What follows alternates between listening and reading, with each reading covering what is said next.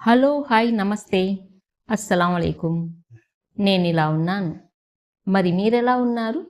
జీవితంలో కొన్ని నిజాలు మనకు చాలా ఆలస్యంగా అర్థమవుతాయి. మరికొన్ని నిజాలు అర్థమయ్యాక కూడా వాటిని అంగీకరించడానికి మన మనసు అస్సలు ఒప్పుకోదు. అలాంటి ఒక కఠినమైన చేదు నిజమే స్నేహం. ఒకప్పుడు నువ్వు లేకపోతే నేను లేను అనుకున్న వాళ్ళు, ప్రాణానికి ప్రాణంగా భావించిన స్నేహితులు ఈరోజు ఎక్కడున్నారు? ఏమయ్యారు? ఒక్కసారి ఆలోచించండి. స్కూల్ రోజుల్లోనో, కాలేజీ రోజుల్లోనో రోజుకు 100 సార్లు మాట్లాడుకున్న వాళ్ళు ఇప్పుడు పండగకో, పబ్బానికో ఒక చిన్న వాట్సాప్ మెసేజ్ పంపడానికి కూడా ఎందుకు అంతలా ఆలోచించాల్సి వస్తుంది? మన మధ్య గొడవలు జరిగాయా? లేదు. ఒకరినొకరు మోసం చేసుకున్నామా? అస్సలు లేదు.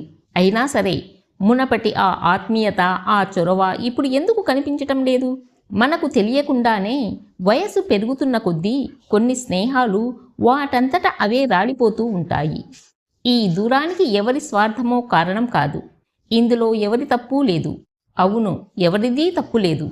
ఆకులు రాల్చడం చెట్టుకు ఎంత సహజమో, కాల ప్రవాహంలో కొన్ని బంధాలు దూరం కావడం కూడా అంతే సహజం. ఇది ప్రకృతి నియమం. జీవితం అనే ప్రయాణంలో మన ప్రాధాన్యతలు మారిపోతాయి, బాధ్యతలు పెరుగుతాయి. దాంతోపాటే మన ఆలోచనలు, మన ప్రపంచం కూడా మారిపోతుంది. ఈ వీడియోలో మనం ఏ ఒక్కరినీ తప్పుబట్టడం లేదు. బదులుగా వయసుతో పాటు స్నేహాలు ఎందుకు మారిపోతాయి, కాలం మన బంధాలను ఎలా ప్రభావితం చేస్తుంది, మరియు ఎలాంటి కోపతాపాలు లేకుండా ఒకప్పటి తీపి జ్ఞాపకాలను గౌరవిస్తూ ఆ బంధాలకు గౌరవప్రదంగా ఎలా వీడ్కోలు పలకాలో చాలా లోతుగా మాట్లాడుకుందాం. మనం ఒకసారి మన గతాన్ని గుర్తు చేసుకుంటే, స్కూల్ రోజుల్లో లేదా కాలేజీ రోజుల్లో స్నేహం అంటే ఒక అద్భుతమైన ప్రపంచం. అప్పుడు మనకున్న ఏకైక ప్రపంచం ఆ స్నేహితులే. క్లాస్ రూమ్ బెంచీల మీద పేర్లు చెక్కడం దగ్గర నుండి, ఒకే లంచ్ బాక్స్ పంచుకోవడం వరకు, ఒకరి సైకిల్ వెనక ఒకరు కూర్చొని తిరగడం దగ్గర నుండి, రాత్రంతా ఫోన్లో పనికిరాని ముచ్చట్లు చెప్పుకోవడం వరకు అదో ఒక నిష్కల్మషమైన కాలం. అప్పట్లో మనకు ఈ స్నేహం ఎప్పటికీ ఇలాగే ఉంటుంది, మమ్మల్ని ఎవరూ విడదీయలేరు అనే ఒక బలమైన నమ్మకం ఉండేది. కానీ చదువు పూర్తయ్యి ఎప్పుడైతే మనం లైఫ్ అనే ఒక రియాలిటీలోకి అడుగు పెట్టామో కథ మారిపోవడం మొదలైంది. ఉద్యోగాల వేటలో ఒకరు బెంగళూరు వెళ్తే ఇంకొకరు హైదరాబాద్ వెళ్ళారు. కొందరు దేశాలు దాటి విదేశాలకు వెళ్ళిపోయారు. మొదట్లో మనం ప్రతి వారం మాట్లాడుకుందాం, టచ్లో ఉందాం అని ప్రామిస్లు కూడా చేసుకున్నాం. మొదటి కొన్ని నెలలు బాగానే సాగింది. శనివారం రాగానే గ్రూప్ కాల్స్ మాట్లాడుకునే వాళ్ళం. కానీ నెమ్మదిగా ఆ కాల్స్ వారానికి ఒకసారి అయ్యాయి, ఆ తర్వాత నెలకి ఒకసారి అయ్యాయి. ఇప్పుడు కేవలం పుట్టినరోజుకో లేదా పండగలకో మెసేజ్ల రూపంలో మిగిలిపోయాయి. ఇక్కడ గమనించాల్సిన విషయం ఏమిటంటే, మన మధ్య ఎలాంటి గొడవ జరగలేదు, అపార్థాలు రాలేదు, ఒకరి మీద ఒకరికి కోపం లేదు. మరి ఎందుకు ఈ దూరం వచ్చింది? ఎందుకంటే వయసుతో పాటు మనపై బాధ్యతల బరువు పెరుగుతుంది. ఆఫీస్ ప్రెజర్స్, కెరియర్ బిల్డ్ చేసుకోవాలనే తపన, ఆ తర్వాత పెళ్ళి, కుటుంబం, పిల్లలు, ఇలా జీవితం మనల్ని ఒక లూప్లోకి లాగేస్తుంది. ఉదయం లేచినప్పటి నుండి రాత్రి పడుకునే వరకు మనకు తెలియకుండానే సమయం కరిగిపోతుంది. చివరికి రోజు ముగిసేసరికి మన గురించి మనం ఆలోచించుకోవడానికే సమయం దొరకని పరిస్థితి ఏర్పడుతుంది. ఒకప్పుడు మనకు సమయం ఎక్కువగా ఉండేది, బాధ్యతలు తక్కువగా ఉండేవి. ఇప్పుడు బాధ్యతలు ఎక్కువయ్యాయి, సమయం తక్కువైంది. ఈ మార్పు మనకు తెలియకుండానే మనల్ని మన పాత స్నేహితులకు దూరం చేసేసింది. ఇది సరిగ్గా చెట్టుకు ఆకులు రాలడం లాంటిదే. ఒక కాలంలో ఆ ఆకులు చెట్టుకు ఎంతో అందాన్నిచ్చాయి. కానీ కాలం మారినప్పుడు, వాతావరణం మారినప్పుడు ఆ ఆకులు వాటంతట అవే రాలిపోవాలి. అది ప్రకృతి నియమం. అలాగే మన జీవితంలో కూడా ఒక కాలంలో ఆ స్నేహాలు మనకు ఎంతో ఆనందాన్నిచ్చాయి. కానీ జీవితంలోని తదుపరి దశకు వెళ్ళేటప్పుడు కొన్ని బంధాలు వెనకబడిపోవడం కూడా అంతే సహజం. కేవలం సమయం లేకపోవడం వల్లే స్నేహాలు దూరం అవుతాయా అంటే కాదు. సమయం కంటే కూడా లోతైన కారణం మరొకటి ఉంది. అదే మన ఆలోచనల్లో వచ్చే మార్పు.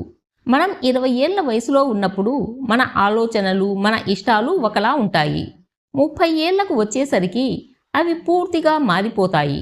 వయసు పెరుగుతున్న కొద్దీ ప్రతి మనిషి మానసికంగా ఎదగడం మొదలు పెడతాడు. జీవితాన్ని చూసే కోణం మారుతుంది. ఈ క్రమంలో ఒకప్పుడు ప్రాణ స్నేహితులుగా ఉన్న ఇద్దరు వ్యక్తులు వేర్వేరు దిశల్లో ఎదగడం ప్రారంభిస్తారు. ఉదాహరణకు, ఒకప్పుడు మీకు మీ స్నేహితుడికి సినిమాలు, కాలేజ్ బంక్ కొట్టడం, రాత్రిళ్ళు తిరగడం లాంటి ఒకే రకమైన ఇష్టాలు ఉండేవి. కానీ కాలక్రమేణా మీ ఆలోచనలు కెరియర్, ఫ్యామిలీ లేదా ఫిలాసఫీ వైపు మళ్ళవచ్చు. అదే సమయంలో మీ స్నేహితుడు ఇంకా పాత ఆలోచనల్లోనే ఉండిపోవచ్చు, లేదా మీ ఊహకు అందని మరో ప్రపంచంలోకి మారిపోవచ్చు. ఇప్పుడు చాలా కాలం తరువాత మీరిద్దరూ కలిసినా మాట్లాడుకోవడానికి పాత జ్ఞాపకాలు తప్ప కొత్త విషయాలు ఏవీ ఉండవు. 5 నిమిషాలు అప్పట్లో అలా చేశాం కదా, ఇప్పట్లో ఇలా చేశాం కదా అని నవ్వుకున్నాక 6వ నిమిషం నుండి ఇద్దరి మధ్య ఒక పెద్ద నిశ్శబ్దం ఆవరిస్తుంది. ఇక ఏం మాట్లాడాలి అనే ఒక తెలియని ఇబ్బంది మొదలవుతుంది. ఇక్కడ ఎవరిదీ తప్పు లేదు. మీ స్నేహితుడు మారలేదు, మీరు కూడా మారలేదు. కానీ మీ ఇద్దరి వైబ్స్ మారాయి. మీ ఆలోచన విధానాలు వేర్వేరు దారుల్లో ప్రయాణించాయి. చిన్నప్పుడు కేవలం ఒకే బెంచ్ మీద కూర్చున్నాం కాబట్టో, ఒకే వీధిలో ఉన్నాం కాబట్టో కుదిరిన స్నేహం పెద్దయ్యాక మన మానసిక పరిపక్వతకు సరిపోకపోవచ్చు. మనకు తెలియకుండానే మనం ఒక ఫిల్టరింగ్ ప్రాసెస్లోకి వెళ్తాం. మన మానసిక ప్రశాంతతకు, మన ఎదుగుదలకు తోడ్పడే పరిచయాలనే మనం కోరుకుంటాం. ఈ ప్రయాణంలో మన ఆలోచనలకు సింక్ అవ్వని పాత బంధాలు మెల్లగా నిశ్శబ్దంగా వెనకబడిపోతాయి. చెట్టు కొమ్మలన్నీ ఒకే వేరు నుండి పుట్టినా అవి పెరిగే కొద్దీ వేర్వేరు దిశల్లోకి విస్తరిస్తాయి. ఏ కొమ్మ కూడా ఇంకో కొమ్మతో కలిసి ప్రయాణించలేదు. మన జీవితాలు కూడా అంతే. ఈ ప్రయాణంలో అన్నింటికంటే కష్టమైనది ఏంటో తెలుసా? ఒక బంధం ముగిసిపోతుందని కళ్ళ ముందే కనిపిస్తున్నా ఏమీ చేయలేక నిస్సహాయంగా ఉండిపోవడం. ఎవరైనా గొడవపడి దూరమైతే మన మనస్సుకు ఒక కారణం దొరుకుతుంది. వాడు నన్ను తిట్టాడు అనో, లేదంటే ఆమె నన్ను అపార్థం చేసుకుంది అనో మనల్ని మనం సమర్థించుకోవచ్చు. ఆ కోపంలో ఆ బంధాన్ని మర్చిపోవడానికి ప్రయత్నించవచ్చు. కానీ ఎలాంటి గొడవలు లేకుండా, ఏ అపార్థాలు లేకుండా, కేవలం కాలం అనే ఒకే ఒక కారణంతో ఒక ప్రాణ స్నేహం మెల్లమెల్లగా కరిగిపోతుంటే ఆ బాధను ఎవరితోనూ చెప్పుకోలేం. అది ఒక నిశ్శబ్ద వేదన అంతే. సోషల్ మీడియాలో వాళ్ళు పెట్టే పోస్టులు చూస్తాం. వాళ్ళు కొత్త స్నేహితులతో సరదాగా గడుపుతున్న ఫోటోలు కనిపిస్తాయి. అవి చూసినప్పుడు మనసులో ఒక మూల చిన్న అభద్రతాభావం, ఒక తెలియని వెలితి మొదలవుతుంది. ఒకప్పుడు నాకే ఫస్ట్ ఫోన్ చేసేవాడు, ఇప్పుడు తన జీవితంలో నేను లేకపోయినా తాను సంతోషంగానే ఉన్నాడు కదా అనే ఒక ఒంటరితనం మనల్ని వెంటాడుతుంది. అలాగని ఫోన్ చేసి మాట్లాడదామా అంటే ఏం మాట్లాడాలో తెలియదు. ఒకవేళ చేసినా అది కేవలం ఒక ఫార్మాలిటీ సంభాషణలాగే ముగుస్తుంది. ఒకప్పటి ఆ పగలబడి నవ్వే నవ్వులు, ఆ చొరవ, ఆ హక్కు అన్నీ కాలగర్భంలో కలిసిపోయినట్టు అనిపిస్తాయి. మనం ఆ పాత స్నేహితుడిని మిస్ అవ్వడం లేదు.